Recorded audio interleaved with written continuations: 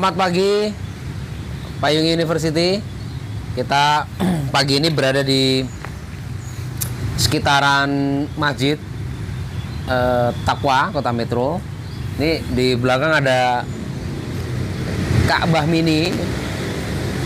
Ya, mudah-mudahan ini jadi background yang berkah.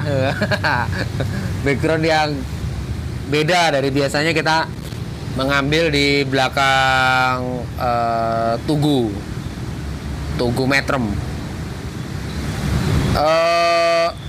Pagi ini kita ingin mengupas sedikit tentang social return on investment. Memang kajiannya sebenarnya tidak baru. Jadi awal mula SROI ini adalah sebelum bicara social return on investment, di perusahaan-perusahaan tuh orang bicara tentang return on investment. Jadi keuntungan investasi. Awal mula tuh seperti itu. Jadi bagaimana investasi itu kemudian menguntungkan, return on investment. Jadi keuntungan atas investasi. Saya menginvestasikan sekian, jadi berapa gitu. Nah, sebenarnya orang hanya melihat investasi itu dari kapital, dari modal yang bisa dilihat. Misal dia uang, misal dia tanah, misal dia benda-benda berharga, atau mungkin dia lebih ke pangan, tanaman dan sebagainya. Misal dia punya 1000 pohon kelapa gitu, jadi investasikan untuk ditanam itu. Dari situ kemudian muncullah semakin banyak alat produksi. Kalau dalam perdebatan lama ya, maka kemudian orang dianggap dia akhirnya punya banyak keuntungan. Dulu orang tukang becak misal, kalau dia hanya jadi punya satu becak, ya dia jadi pekerja becak. Ada bos becak, dia punya 20 becak, orang suruh bekerja, suruh setoran. Zaman-zaman dulu bos oplet misal gitu, macam-macam. Nah, mungkin berkembang lagi sekarang. Ada orang dia tidak punya becak, ada orang tidak punya motor, maka tidak punya mobil, tapi dia bikin aplikasi seperti Nadim, lalu becaknya orang, bahkan orangnya kerja untuk dia. Itu transformasi digital, dan problemnya sama, selalu menimbulkan kelas pekerja, sehingga orang lupa bahwa hidup mesti juga berinvestasi ke yang lain, tidak hanya hidup. Kalau dia masih sehat, ya mungkin dia bisa mengayuh becak terus menerus. Tapi pada masa dia udah di atas 40-50 tahun, dia akan kerasa, oh ya, saya tidak punya apa-apa, karena dia lupa untuk melakukan diversifikasi ekonomi. Nah, apa itu diversifikasi ekonomi? Bagaimana orang punya pendapatan tidak hanya dalam satu pintu. Nah, itu kan sering bicara diversifikasi ekonomi. Dan itu kita bisa lihat di petani-petani maju di kampung-kampung. Dia punya sawah, dia mau makan, dia nanam sayuran, nanam cabai, kemudian dia juga bisa bekerja. Satu hari dia bekerja, bisa jadi tukang, bisa buka warung gitu. Kemudian dia punya investasi tahunan, misal melihara kambing, melihara sapi. Jadi di desa-desa kalau kita pandang, banyak orang sebenarnya juga tidak bekerja, tapi dia melakukan diversifikasi ekonomi. Dia punya ayam, dia punya kambing, dia punya sapi, dia punya sawah, dia punya tanaman ini itu. Bahkan dia punya pohon kelapa yang nanti bisa dipanen untuk biaya sekolah anaknya.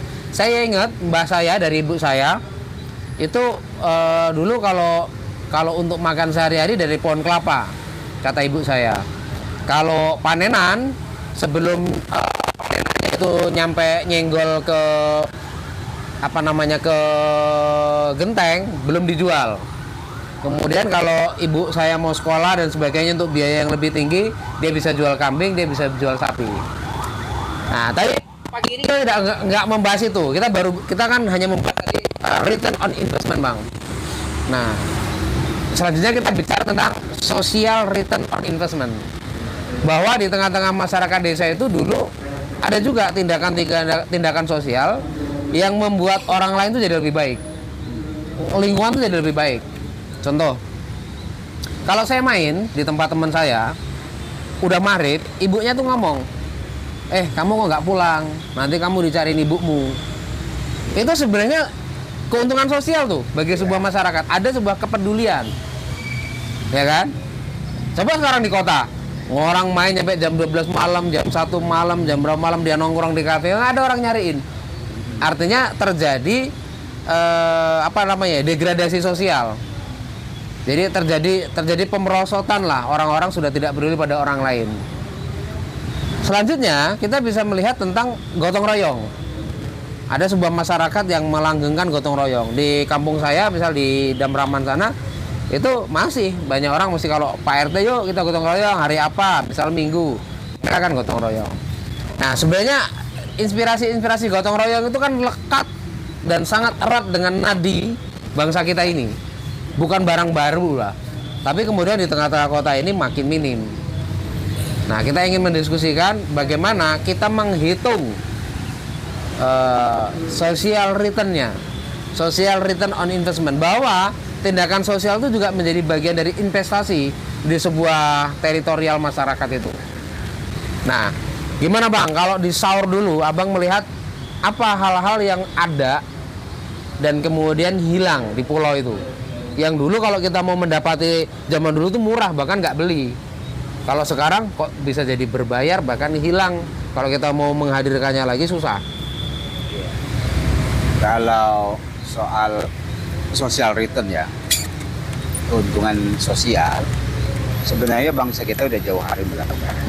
Itu kita bisa lacak dalam tradisi yang dilakukan oleh para orang tua kita.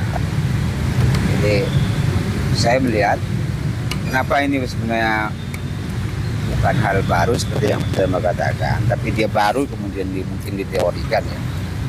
Karena dulu memang tenaga kerja itu tidak dieksploitasi di kampung kan.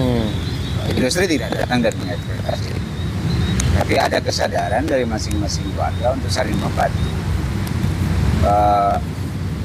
Melihat ada orang yang punya kesulitan menggarap sawahnya gitu. Apa problemnya?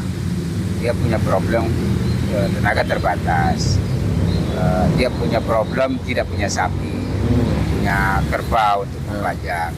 Maka warga itu pasti terpanggil tanpa diperintah ya, tanpa dikomando, tanpa diworo-woro pengumuman.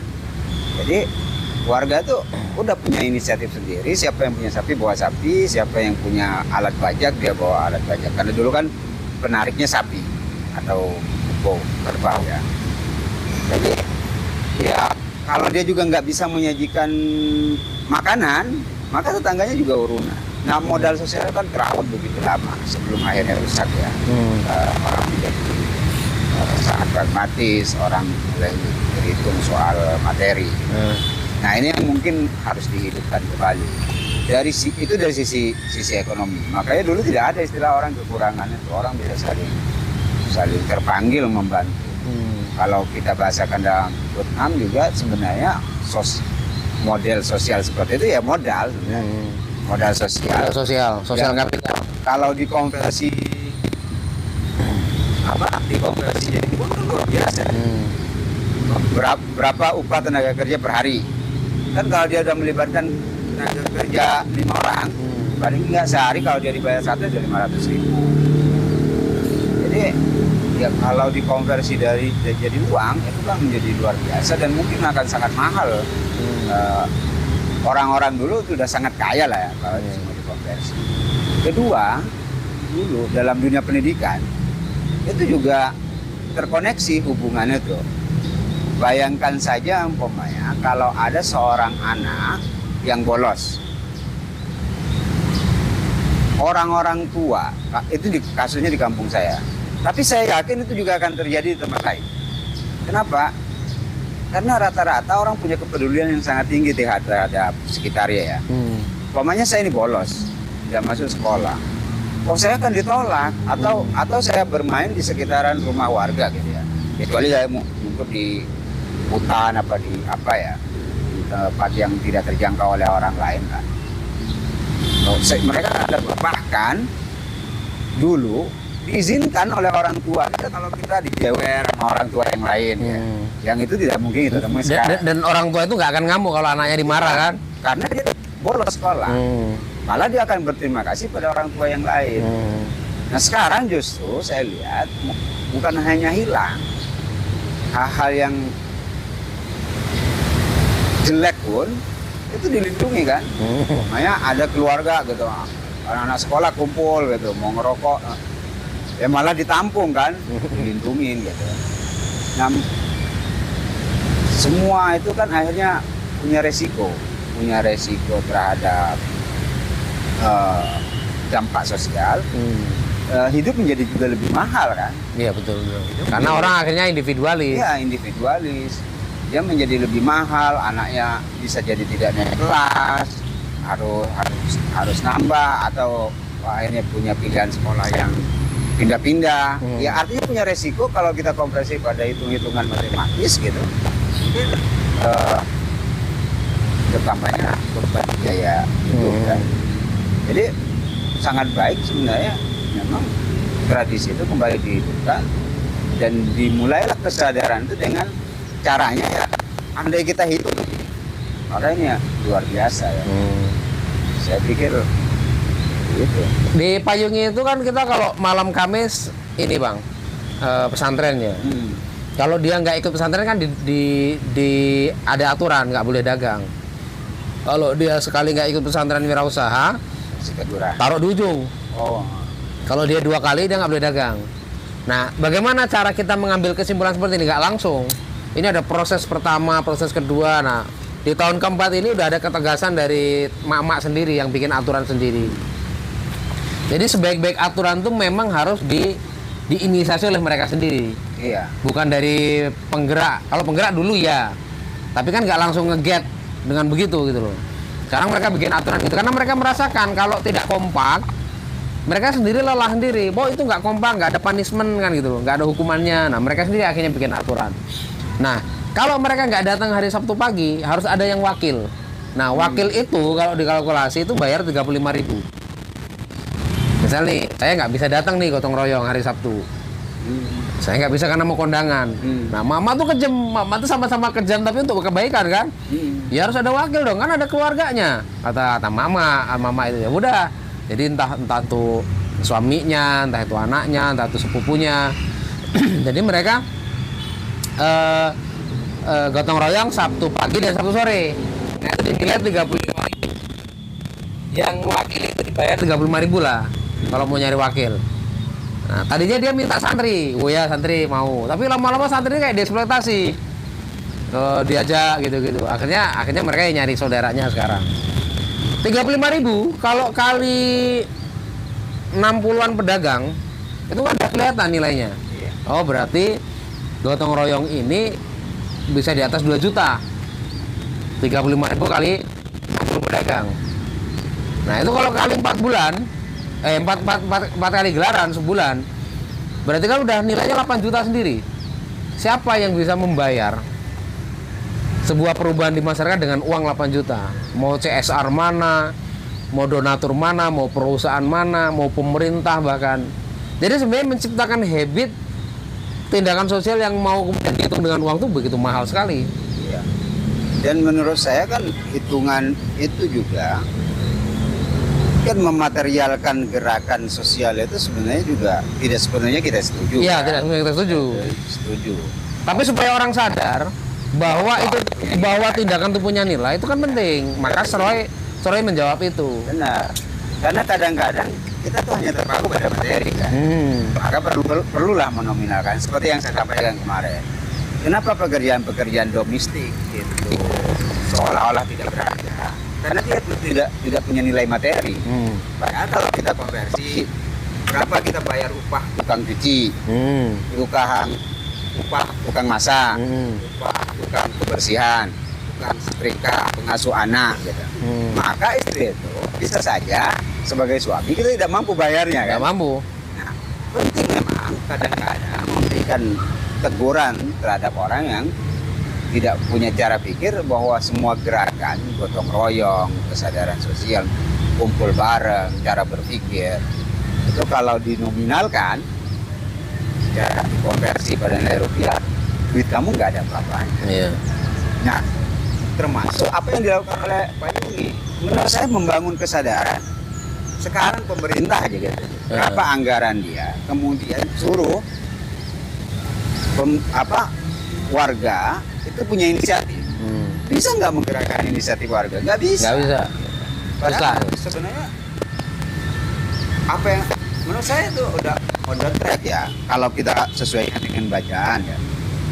Seharusnya warga itu mendefinisikan hidupnya sendiri. Apa itu bahagia? Ya warga yang punya definisi. Apa itu sedih? Sekarang kan apa itu kemiskinan? BPS punya definisi, Bapeda punya definisi. Sehingga kemudian pada saat turun bantuan, apakah orang yang dibantu betul-betul miskin juga jadi pertanyaan. Makanya inisiatif-inisiatif seperti ini kalau dikonversi, ini inisiatifnya belum kerjanya ya. Yeah. Inisiatifnya kalau dikonversi lagi jadi uang, Mahal juga. mahal juga kan. Iya. Cara pikir warga, ngebangun warga menjadi percaya, dikonversi lagi jadi uang. Itu malah gotong royongnya aja segitu. Kalau kita konversi terjadi Itu perubahan jadi sosial aset gitu. intangible itu. Iya. Kan ada aset tangible dan aset intangible kan. Itu yang intangible itu kan nggak kelihatan. Iya. Dan itu lebih mahal jangan-jangan. Bisa jadi Bisa kan. jadi lebih mahal. Kan sekarang kan orang pertanyaannya apakah bisa melakukan gerakan? Punya uang nih 100 juta. Bisa nggak dia membuat gerakan seperti itu? Belum tentu kan. Belum tentu. Atau bisa dia jalan 1.000-2.000 bulan. Kan ada beberapa yang dimodalin oleh pengusaha tuh, pasar kreatif ya. Kita tarik contoh aja yang realistis. Ya, apa? Yang sesuai dengan fakta lah ya. Yang di alam. Kan ada beberapa yang dimodalin. Iya. Ya mungkin 1-2 kali. Dan itu tidak berbasis kesadaran tadi. Iya. Kan jadi mahal ya kan. Nah, sekarang kita tanyakan berapa modal yang dihabiskan dan berapa tahun Pak Yuni mengalami survival kan, tetap eksis. Nah, uangkan aja. Iya. Nah, saya khawatir pengusaha kaya di Metro juga untuk membayangkan ngebangun itu dalam revisian 3 tahun perjalanan Pak Yuni ya, itu tidak mampu. Iya. Bisa Nah, habis ya, saya selalu mengatakan gini, payung itu kan nggak bisa bikin kaya. Nggak bisa payung itu bikin kaya. Karena payungnya hanya seminggu sekali. Tapi social return-nya tinggi. Iya. Keuntungan sosialnya tinggi banget tuh. Bahkan saya sih membayangkan ya, Dan itu nggak bisa ditakar kan? nggak bisa ditakar tuh sebenarnya, nggak bisa diuangkan sejatinya. Seroy ini menurut saya hanya bisa mereka-reka sih. Social return on investment itu hanya bisa mereka-reka. Andai kan masih ada orang yang berpikir bahwa bergotong royong itu tidak penting, maka kita mencoba mengangkakan. Ini loh. Ya menurut saya kan itu hanya jalan untuk menggugah kesadaran. Toh nominal yang diangkakan itu tadi itu juga tidak sesuai. Belum tentu kok orang mau Iya. terus menerus suruh gotong royong dibayar 35.000. Belum tentu. Belum tentu. Iya belum tentu ya. Iya, belum tentu. Itu kan hanya mereka-reka bahwa itu dibayar segitu kan dia gotong royong pagi, gotong royong sore 35.000. Mereka itu juga mau pertama terkait dengan lingkungannya. Orang mungkin kalau kebutuhan kerja paling nggak 100.000. Kalau sehari ya, itu juga harus datang dikasih makan macam-macam. Tapi agak sulit ya kalau membangun kebenaran. Makanya kan ide awal bukan hanya pada tindakannya, inisiatifnya untuk bareng itu juga. Nah, saya membayangkan itu juga jadi pendekatan ini, Bang, pendekatan pembangunan. Bahwa ketika ini misalnya seorang KD, seorang wali kota lah gitu, mendatangi masyarakat, maka yang dijanjikan bukan bantuan fisik. Yang mesti dikerjakan adalah dia harus mengukur juga seroinya. Apa saja kegiatan-kegiatan kolektif masyarakat di situ. Itu kan akan menjadi cara pandang Bapeda. Bapeda harus punya peta. Oh, di kampung pengangguran ada tradisi cendolan. Ketika ada sapi beranak, maka mereka gotong royong, bikin makanan, syukuran gitu. Wah, itu social return itu. Bagi saya tuh keren banget itu. Oh, di sana ada namanya festival tanam kecil lagi bikin. Oh, memang biasanya orang nanam bareng-bareng ya meskipun dibayar upahan gitu. Tapi sebenarnya mereka punya tradisi bahwa sistem bertani itu sistem kolektif. Nggak ada orang nanam sendirian, habis itu yang lain manen. Pasti nanam ya nanam bareng, manen ya manen bareng. Artinya dari cara berekonomi pun masyarakat itu sudah sadar bahwa mereka harus bareng-bareng. Bahwa sukses itu berjamaah gitu loh, sukses itu bersama gitu. Ada ada game yang menarik itu ya. Jika engkau ingin berjalan jauh, maka jalanlah sendirian. Tapi jika kau ingin berjalan cepat, berjalanlah sendirian. Tapi jika kau ingin berjalan jauh, jalanlah bersama-sama. Kalau kita ini, abang jalan sendiri aja lah, cepat mungkin. Ban bocor, jalan sendiri nggak enak kan? Ya kan? Tapi kalau kita bersama-sama 3 orang, 4 orang kan dibawa happy, ringan. Nah, orang bisa aja jalan cepat, tapi belum tentu dia bisa jalan jauh. Tapi kalau orang berjalan jauh, pasti dia bersama-sama. Nah, pajah payung itu kan bukan wajah untuk saling meninggalkan orang. Oke, kreativitas orang tidak kita pungkiri beda-beda. Ada yang omsetnya 3 juta, 4 juta, ada yang omsetnya masih 200. Itu kan soal ide kreatif. Rezeki juga lah. Soal rezeki ya, itu kan soal kemampuan orang berinovasi masing-masing dengan kadar pengetahuan masing-masing. Tapi pemerintah itu tidak boleh meninggalkan warganya begitu saja. Dia harus memberikan peluang yang sama. Bahkan dalam sistem pendidikan, anak orang kaya dengan anak orang miskin kan beda. Budaya kapitalnya beda, kapital budayanya beda, sosial kapitalnya beda, modal ekonominya jelas beda gitu. Bahkan modal simboliknya beda. Anak orang kaya kan dia pasti pakai branded pakaiannya kan, bawa motor lebih mahal mungkin kan, HP-nya aja loh beda gitu. Nah, sistem pendidikan kita kan harusnya menarik garis bahwa pendidikan kita memberikan peluang bagi orang-orang miskin untuk tetap mendapatkan pendidikan yang berkualitas kan. Itu kan yang dituntut, bahwa pemerintah harus menyediakan fasilitas yang sama. Tapi yang terjadi, kenapa sekarang swasta makin bagus ya kan, orang makin nyekolahin di swasta gitu. Ya karena negara tidak memberikan dampak yang baik, tidak memperbaiki kualitas guru misal.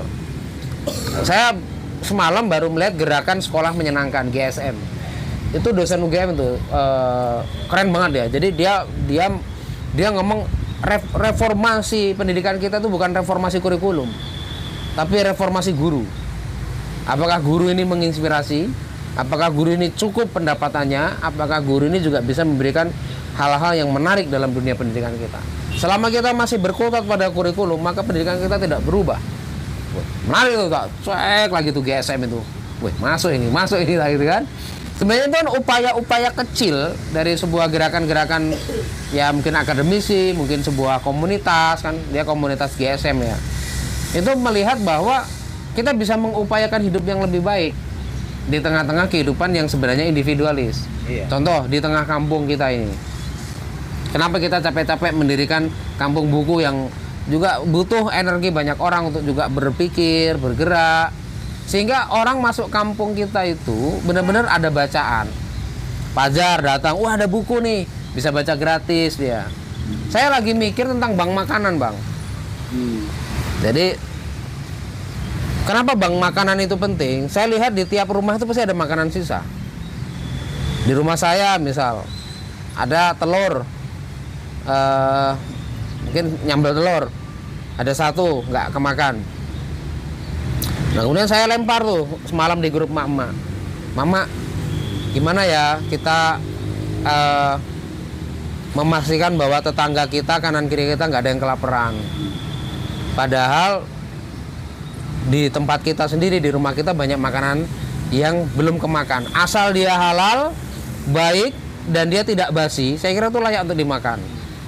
Nah, saya searching lah, bahwa kan akhirnya kan saya nulis di snap WA tuh ya, banyak yang komen, teman-teman dari yang luar negeri, teman-teman yang di Jawa, dia cerita bahwa dia ngasih share juga di negara-negara maju, bahkan Jerman, Australia sudah lama itu food bank itu lama itu ada.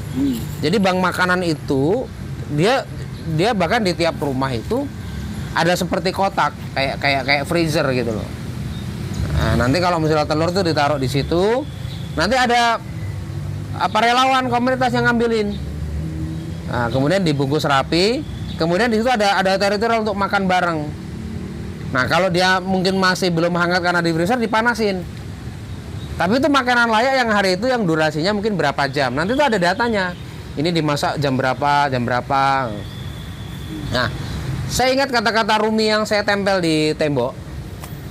Musik yang haram itu adalah beradunya sendok dan garpu di meja makan orang kaya yang didengarkan tetangganya yang miskin. Laparan. Ya, jadi musik yang haram itu bukan wah kita main musik rock gitu, terus haram, bukan gitu. Tapi kita makan sendok dan garpu kita di tengah tetangga kita yang kelaparan, itu musik yang haram kata Rumi. Jalaluddin Rumi mengatakan itu dalam banget maknanya.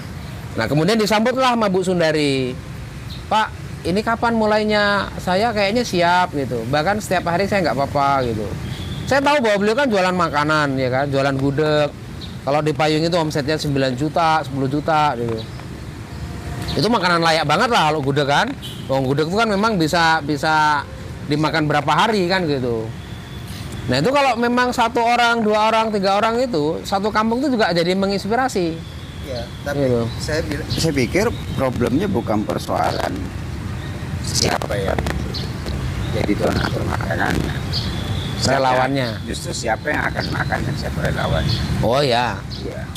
Karena sebenarnya kalau agama ya, saya nggak bicara soal agama lain ya, tapi saya yakin mereka punya ajaran-ajaran mulia juga.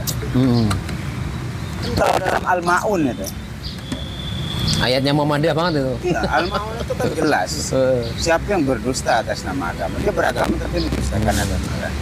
Ya, dia menghargai anak yatim, kedua dia tidak memberi makan. Makanya kalau kita bakar apa gitu, tetangga 3 ke kanan 3 ke kiri 3 ke belakang, dia nyium bau masakan kita, sampai kemudian kita tidak memberikannya, itu kan yang ditanggalkan juga. Kalau dulu di kampung itu masih bukan soal inspirasi Islam ya, karena memang solidaritas kesetiakawanan orang-orang dulu itu luar biasa. Dan kita punya akar tradisi sebagai bangsa Timur, kita punya akar itu.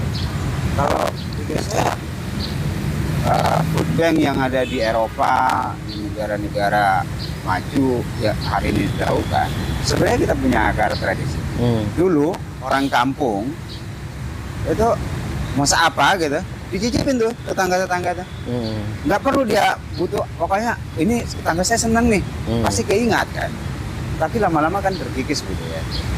Nah hari ini bisa saja kemudian mobilisasi, tapi semua kan harus diselesaikan Dengan cara baru sih Bang memang. iya, dengan cara baru. Ide baru dengan cara baru. Ide yang mungkin tidak baru, Lebih diorganisir. tapi tindakannya tindakannya baru. Gitu. Lebih diorganisir, lebih tertata, lebih terarah. Makanya kan kita pasti punya database. Tapi jangan sampai terjadi penumpukan yang akhirnya melahirkan kemubaziran. sebenarnya dia akan mubazir. Sebenarnya tak tanya kan Mama, ini sebenarnya kalau nggak dimakan, nggak dibuang. Iya, maksud saya jangan sampai ada pemindahan mubazir dari masing-masing rumah kemudian ditumpuk jadi di tempat kita kan. Nah, ada lagi Bang, kalau itu nanti khawatir bahwa itu memang nggak ada yang makan sebagainya, Jadi magot. daripada Abang udah bisa nebak kan? Kenapa di kampung pengangguran ada magot? Kemarin kan masuk SCTV itu kan. Jadi magot itu mereka sebulan udah panen 500 kilo. Mas Agung kan di videoin SCTV kemarin tuh. 500 kilo kali 8.000. Magot itu per bulan 8 juta dia pendapatannya. Tapi Ulat itu. benar itu. Harus segera direalisasikan ya. Iya. Karena saya tuh di rumah selalu meminta istri masak, Lebih. bukan masak lebih, masak sehemat mungkin. Tapi kan namanya kayak saya, udah dihitung ini berapa Selalu selip. selalu selip. Nasi terutama. Saya nggak punya, kalau nasi karena nggak basi ya kan, dia bisa masuk di top ya. Cuman sayur, sambal. Ya kadang selera makan sekali sehari, nggak bisa juga dipaksakan. Suruh makan lagi makanan yang sama dari tadi siang Iya. aja pada nggak mau. Tapi kadang saya pengen makan, posisi nggak ada, makanya bingung kan nakarnya berapa gitu. Ya itulah yang sebenarnya peluang di masing-masing rumah tangga itu sampah makanan menjadi lebih banyak. Iya. Sampah makanan itu bisa bertumpuk. Kalau ada yang memfasilitasi itu luar biasa. Nah itu harus menggunakan metode SROI Bang. Ada investasi sosial, artinya gini. Saya kan kemarin semalam juga WA ke anak-anak. Ada yang mau jadi relawan ya, ini tak add siap anak-anak itu kan. Kalau disosialisasikan tuh sama Lah, orang, iya. pasti banyak juga yang nggak makan. Nah sebenarnya program PRT PRW itu mbok ya gitu semua lah. PRT PRW itu bisa menjabatani sekarang ada WA. ada bank makanan. Oh ya, saya ada ini, ambil. Atau dia antar, ada lokasi satu khusus di tingkat RT. RT itu kan nggak banyak sih. RT itu kan teritorial kecil. Dia naik sepeda aja nih diantar, taruh di kulkas umum. Di Payungi banyak sekarang kulkas umum. Banyak, nanti kita siapin bisa. Nah itu taruh aja di situ. Jadi dia nggak perlu keluar-keluar, nggak perlu ngomong bantu. Tahu-tahu di situ ada makanannya. Nah siapapun yang mau makan, entah dari kampung lain juga bisa. Nah kalau toh itu nggak kemakan, maka itu akan menjadi magot. Akan kita kirim ke magot Kampung Anggur untuk jadi sedekahnya ke sana. Banyak juga sebenarnya yang akan minta itu sebenarnya ya bisa makanan ayam. Oh iya, makanan ayam. Tapi ya itulah ya, ada banyak tradisi lama, ajaran agama yang kita akhirnya juga memisahkan diri, menjaga jarak dengan ajaran-ajaran luhur itu. Seperti kita diajarkan soal rezeki, bahwa semuanya rezeki itu ada pintunya di silaturahmi. Tapi kita, makanya kan silaturahmi melahirkan kesetiakawanan, melahirkan solidaritas. Nah, ya itu juga modal sosial kan, yang kalau dia dihitung keuntungannya secara materi luar biasa. Pemerintah itu saya pikir banyak lah juga membaca dihubungkan dengan soal pendidikan tadi ya. Kayak dulu kita ngomong, oh Jepang itu apa yang diselamatkan pertama? Guru. Tapi saya setuju. Tapi guru di Indonesia nggak selamat bang. Kualitas guru diseleksi. Guru honorer nggak selamat di Indonesia. Udah apa tuh, ada PPG macam-macam, adalah macam-macam lah. Tapi selama kesejahteraan itu tidak menjadi prioritas, dia akan ngabang. Dia sambil buat kue di rumah, mana udah gaji di bank, dia sambil buat apa. Rata-rata kan kayak gitu. Kalau negeri inilah, kalau negeri mending yang honorer. Dan itu sebenarnya kalau yang negeri kan udah ada sertifikasi. Masih di bawah. Maksud saya kan kalau mau pengen kualitas pendidikan itu ya. Belajar lama Ahmad Dahlan, belajar lama Dharma Bangsa gitu kan. Ya itu yang lebih layak, mereka masih lebih bagus. Sebenarnya kita ada kaitannya ya. Kita bicara pendidikan itu kan ada yang terdidik, ada yang terlatih. Terdidik itu ya kayak kita nih, kuliah itu terdidik gitu. Tapi belum tentu terlatih.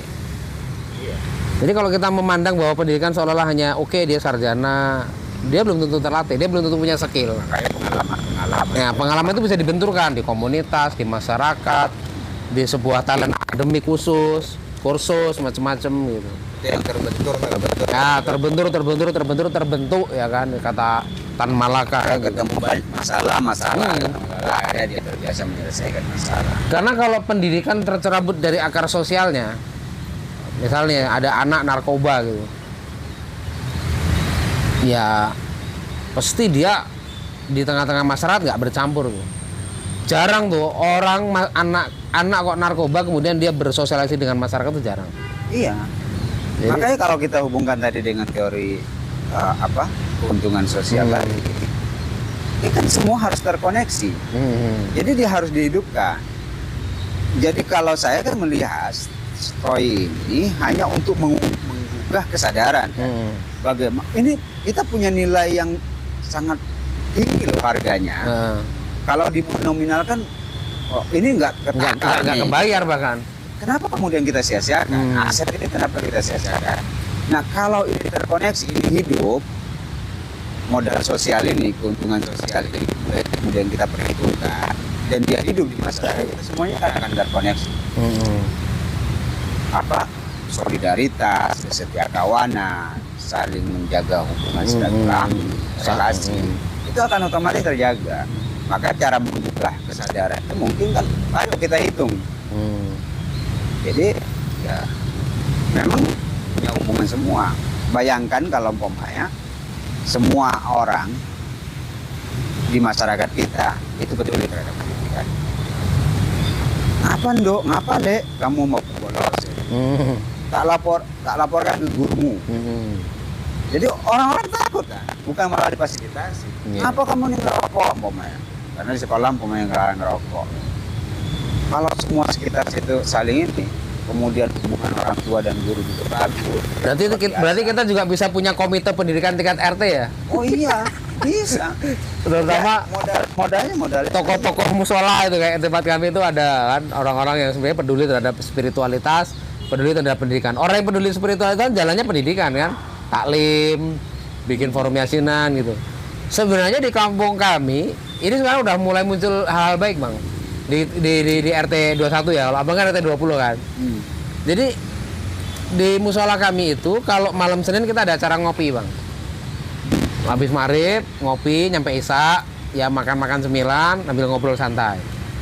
Kemudian kalau hari malam Rabunya setiap malam Senin. iya malam Rabunya itu ada apa belajar Quran bang.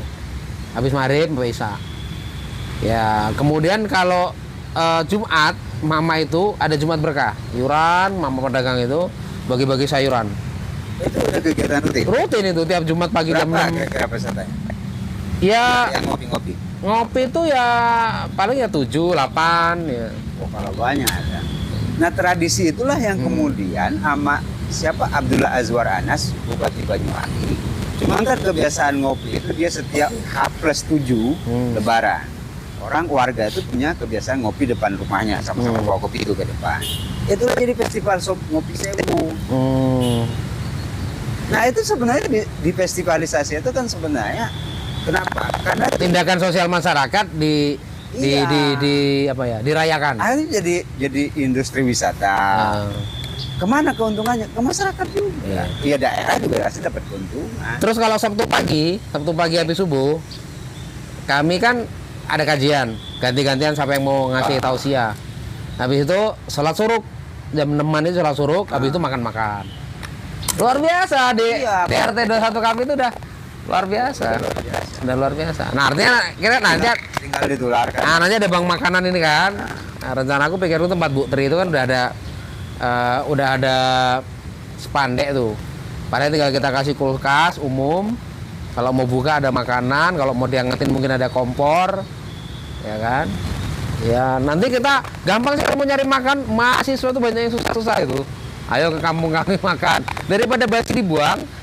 Nah, nanti kalau misal kok ini nggak habis, ya itulah di Magot. Kirim ke Magot aja. Kayaknya lebih asik ya kayak gitu ya. Cuman itu mungkin ya. Mereka mau menyimpulkan kelebihannya itu pada saat sore biasanya rumah tangga ini kan. Ya, tapi nggak mesti harus selalu kayak gitu. Sedekah makanan itu nggak mesti harus menunggu sisa.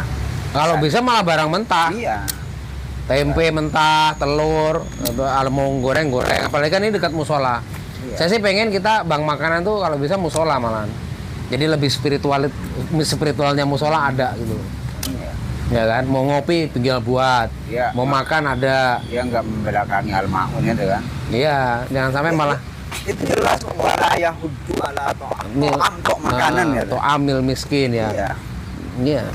Jadi bukan persoalan hanya ngasih baju. Dan itu kan sampai murid-muridnya Kiai Dahlan itu kan bosen ya. Kan dia ngajinya al-ma'un terus sampai ada Kiai Suja itu kan protes. Sangkanya udah hafal, bener udah paham Ya kan, protes kenapa ngajinya ini terus. Kemudian ditanya, apa yang udah kamu lakukan atas ayat ini?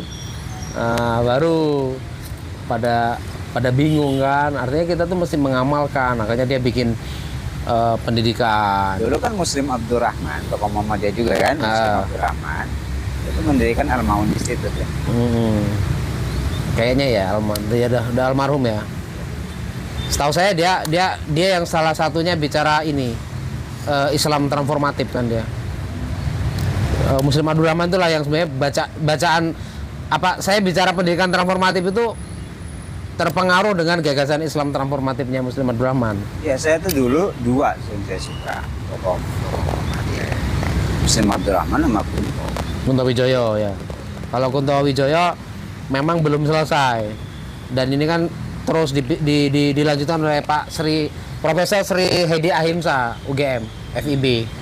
Itu kan tentang ini pendekatan intelektual profetik. Jadi bagaimana riset juga bisa menggunakan analisis profetik intelektual ilmu sosial profetik gitu loh. Jadi ilmu sosial pendekatan menyelesaikan persoalan sosial itu menggunakan cara-cara pandang kenabian. Ya, itu sebenarnya proyek Pak Kunto yang belum selesai juga tuh. Ya artinya kan seluruh gerakan atau kegiatan-kegiatan besar tidak mesti harus dibahasakan dalam bahasa yang kaku. Agama. Agama itu kan harus muncul dalam wajah yang sangat dinamis. Ya seperti itu tadi.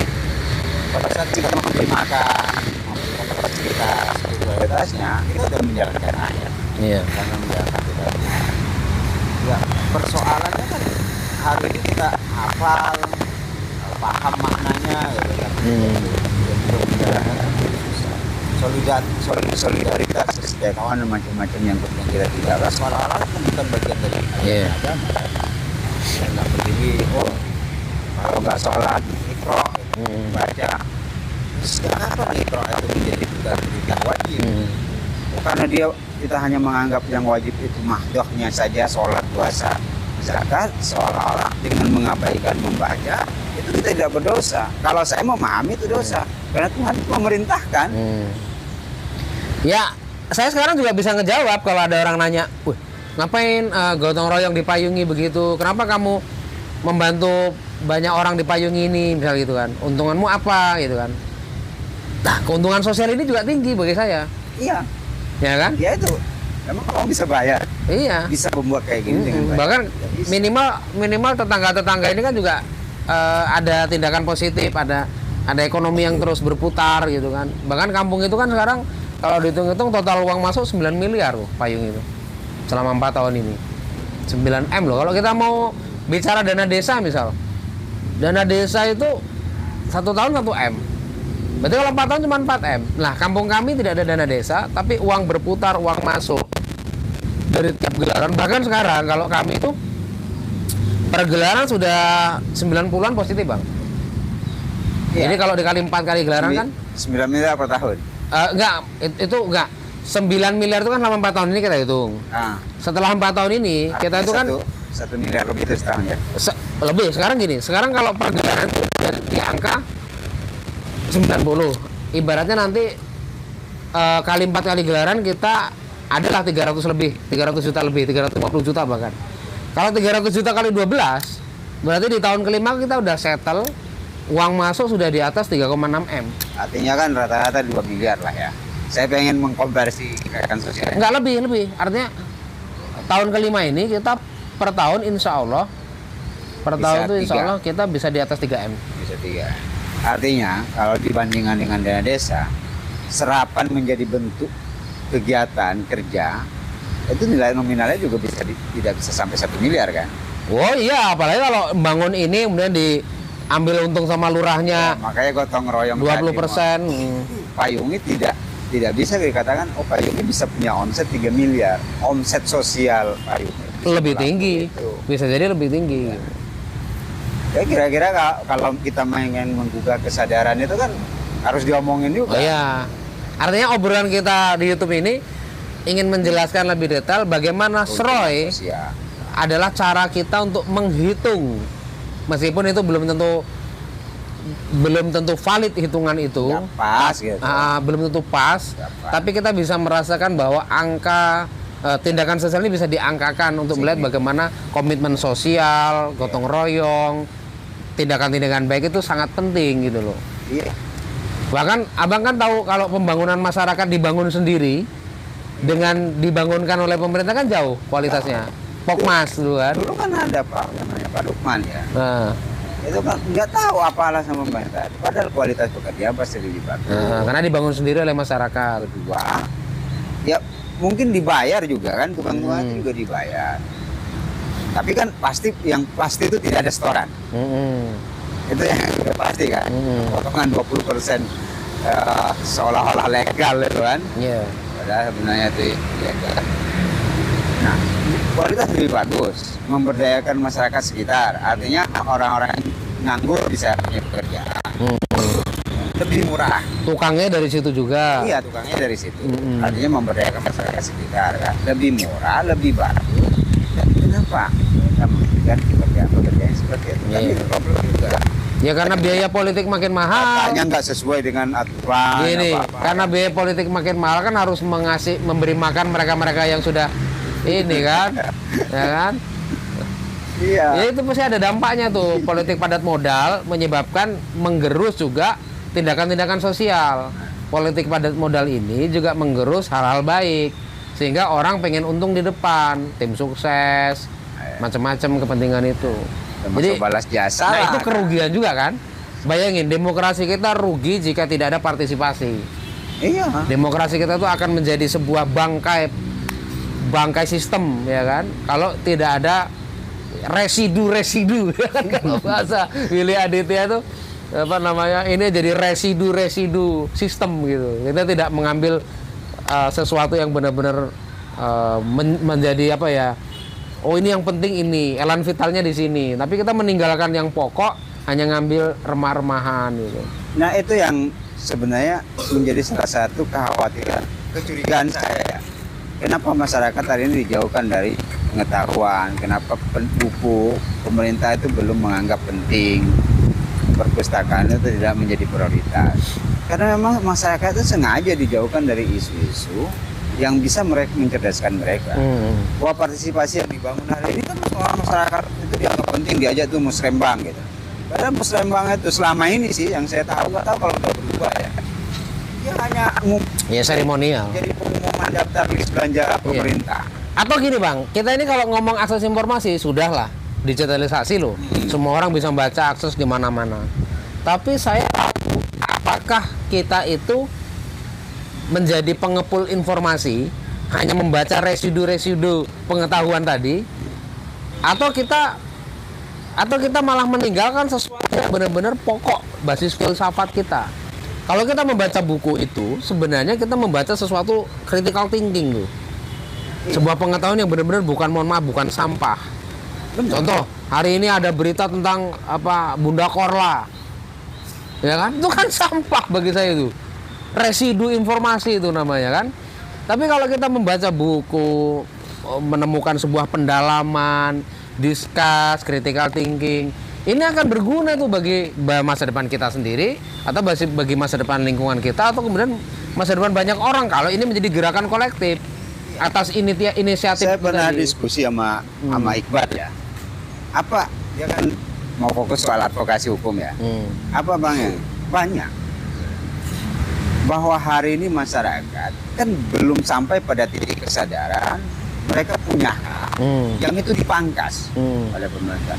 Loh, sekarang paham nggak bahwa orang yang jatuh di jalan berlobang itu punya hak untuk menggugat pemerintah? Setelah mereka bayar pajak, mereka subsidi itu negara gitu. Kemudian mereka kecelakaan karena negara tidak membangun jalan. Dia nih lapar gitu. Negara membiarkan anak bangsa ini lapar gitu. Nggak ada kepedulian, mereka tidak hadir. Berhak nggak dia menggugat? Berhak dong. Cuman kan aneh ya. Kalau suatu waktu kita mengadakan pleno, kita menggugat pemerintah gara-gara kita lakukan, tapi itu hak. Nah ada termasuk kemudian mobilisasi partisipasi, dibohongin oleh orang, kemudian tingkat partisipasi masyarakat tinggi tuh, datang ke TPS, habis itu ini seolah-olah masyarakat ini sudah punya kesadaran peduli terhadap pemilu, peduli terhadap negara, peduli terhadap politik. Padahal mobilisasi juga dengan demokrasi bukan itu kalau saya. Bukan ya? Demokrasi itu kedaulatan kan di tangan rakyat, demos kratos. Jadi selama itu tadi yang dilakukan oleh Pak Yonggi, mereka mendefinisikan itu demos kratos itu. Mendefinisikan kepentingan, mendefinisikan kebutuhan mereka sendiri, kemudian mereka mengambil keputusan. Itulah sebenarnya gotong royong, partisipasi, hak untuk bersuara, hak menentukan pendapat, hak menentukan nasib sendiri, bikin rule of game-nya. Kalau dia tidak gotong royong ada aturannya. Jadi mereka merasakan sendiri kesadaran bahwa mereka juga bisa berdaulat di tengah-tengah keputusan mereka sendiri. Itu demokrasi partisipatif. Nah kita ini sekarang demokrasi prosedural. Orang dituntun untuk ke TPS, dia pilih orang yang dia nggak kenal, atau dia track record nggak jelas, atau kemudian dibayar dia pakai politik uang. Lalu kemudian setelah dia jadi, dia susah itu menggugat siapa yang jadi itu, karena tidak ada ikatan batin, tidak ada ikatan emosional. Maka layaknya seorang pemimpin itu memang harus dilahirkan dari komunitas tertentu. Contoh gini, si Sabrang Mowo Damar Panuluh, anaknya Cak Nun, vokalis Leto itu, dia sekarang bikin gerakan simbolik. Apa itu platform simbolik? Jadi dia ingin mengumpulkan orang dengan berbagai bidang pakarnya masing-masing. Contoh, ini komunitas ikan. Komunitas orang peternak ikan ini, dia berkumpul dan dia memilih orang untuk memimpin komunitas itu sendiri. Misal abang nih peternak ikan, saya peternak ikan. Udah, saya pilih Bang Rahmat lah. Dia yang cocok karena dia yang bisa mengorganisir para petani-petani ikan itu untuk maju. Nah itu kan pemimpin komunitas di bidang peternak ikan. Ada juga, ini ada anak muda bisa startup. Kemudian dia bisa membuat kesejahteraan anak-anak muda dengan startup itu. Oh ini ada anak muda, dia bisa menanam padi dengan cara varietas yang baik. Nah simbolik itu, platform simbolik itu ingin mencari pemimpin-pemimpin berbasis community. Nah kalau ini kemudian membesar kelak, dia akan bisa mendorong kota untuk mendorong bahwa demokrasi mesti memilih orang-orang yang inspiratif itu. Udah terbukti dia lakuin perubahan, diberi komunitasnya, meningkatkan taraf hidup masyarakatnya itu. Jadi bukan orang beli kucing dalam karung yang diseleksi dalam koridor prosedural partai politik saja gitu. Bahkan partai politik itu bisa cari tuh kader-kader terbaik dalam community. Jadi bisa supply and change kan gitu kan. Demand and supply-nya ada gitu loh. Nah itu mimpi menurut saya keren ini kalau emang terjadi. Dan dia sedang menginisiasi di Jogja dengan platform simbolik itu deteksi terhadap community dan dia pemimpinnya ini, dibuatkan wadahnya community-nya platform simbolik. Jadi seperti platform digital, dia bisa bertukar informasi tentang hal yang ingin dia geluti. Dan orang kan nggak bisa dipaksa untuk bergelut pada sesuatu yang dia tidak suka. Iya. Maka kemudian platform digital seperti ini bisa mewadahi orang-orang kreatif yang memang akhirnya dia juga bisa membantu kota dalam berimajinasi tentang ruang apa yang mesti dibangun. Jadi bukan orang yang memang tidak tahu tapi sok tahu gitu loh. Orang yang pemangku kebijakan ngomong apa aja ngerti padahal tidak ngerti itu gitu. Ya, ini penting ini. Ya banyak kayak gitu ya. Makanya mereka lebih mementingkan acara Ya. karena mereka Potong pita. Selebrasi itu lebih penting daripada aksi. Selebrasi lebih penting daripada aksi. Ya akhirnya kayak gitu. Oke. Baik teman-teman, terima kasih banyak. Kita cukupkan diskusi kita. Kita akan beri judul tema ini tentang Sroy, Payungi dan bank makanan lah, food bank ya coba. Ada diskusi kita tadi fokusnya ke sana tadi. Terima kasih. Salam Payungi.